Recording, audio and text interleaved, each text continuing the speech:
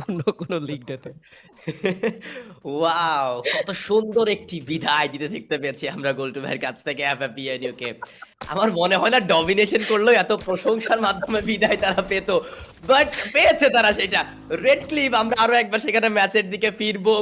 Red হকসদেরকে দেখতে পাচ্ছি। এবার আমরা ইউনিক লেজেন্ডস তারাও স্টিল অ্যালাইভ। রেড ক্লিফ ১৫ টা এলিমিনেশন নিয়ে আমরা দুটো প্লেয়ারকে একটু আগে দেখেছিলাম বাট রিকল প্রসেসটা কমপ্লিট করতে সক্ষম হয়েছে। নিয়ন ডমিনেটরস ৩ টে প্লেয়ার ম্যাপের ৩ প্রান্তে এবং তারা ৩ দিক থেকে আক্রমণ করবে যেন ৩টি দলকে তারা ডমিনেট করে এই ম্যাচটাতে বুইয়াটা সিকিউর করতে পারে। আর এইচকে স্টিল তারাও কিন্তু এখনো পর্যন্ত হোল্ড করছে। ইউনিক লেজেন্ডসের কাছে মাত্র একটা প্লেয়ার অ্যালাইভ এবং তার এখন শুধুমাত্র সার্ভাইভ করা ছাড়া আর কোনো কাজই নেই। বলতে না বলতেই আলিফ ধারা সেই প্লেয়ারকেও ফিনিশ করা হয়েছে এবং unique legends they are eliminated. Last 4 team still alive. Now let's see বুইয়াটা কাদের কাছে যায় এই ম্যাচের। লেটস সি কার কাছে যায় লাস্ট 4 টিম বা Bangladesh top 1 red Hawks, NDT এবং রেড ক্লিফ দুর্ধর্ষ টিমগুলোই যেন সার্ভাইভ করছে।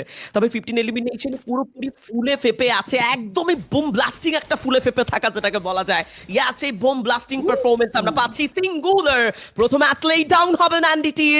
এনডিটি দুটো প্লেয়ার, তার মধ্যে আবারও প্লেয়ার লুজ করছেন তারা। তবে এইবার পাখির মতো উড়ে যেতে চাইবেন না অবশ্যই। লাস্ট মুহূর্তটা নিজেদেরকে ময়দানে রেখে তারা লড়তে চায়।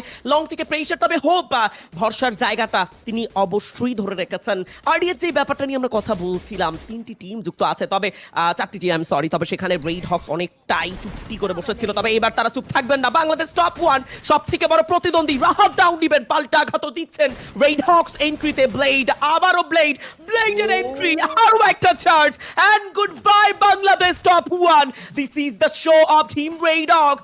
আমার মনে হয় এই ম্যাচ রেড হকস বুইয়া না নিয়ে তো বাড়ি ফিরছে না। তবে যেই সুযোগ রয়েছে, ইটস এ 4v4 ইয়াস রিফায়ার ওয়ার্ল্ড সিরিজ গ্লোবাল ফাইনালে দুটো বাংলাদেশি টিম এবার লবিতে, এন্ড সেই intensive mood red hawks versus red cliff. Audience, this is a time of truth. আবারও হয়ে যাক সেই battle, and RDH, let's enjoy this fight. Exactly, শুরুতেই দুটো দল থেকে একটি একটি করে প্লেয়ারের বিদায়। আরো একবার নক করবে রাহাত, বাট আশফি তার তরফ থেকেও কাউন্টার অ্যাটাক গিয়েছে।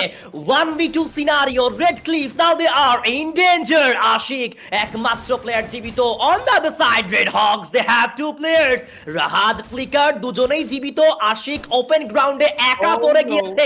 কাউন্টার অ্যাটাক কি আদেও করে কোনো প্রকার নক বের করতে পারবে কিনা? র্যাপিড ফ্লিকার ক্লোজে, বাট রাহাত তার সাইড থেকে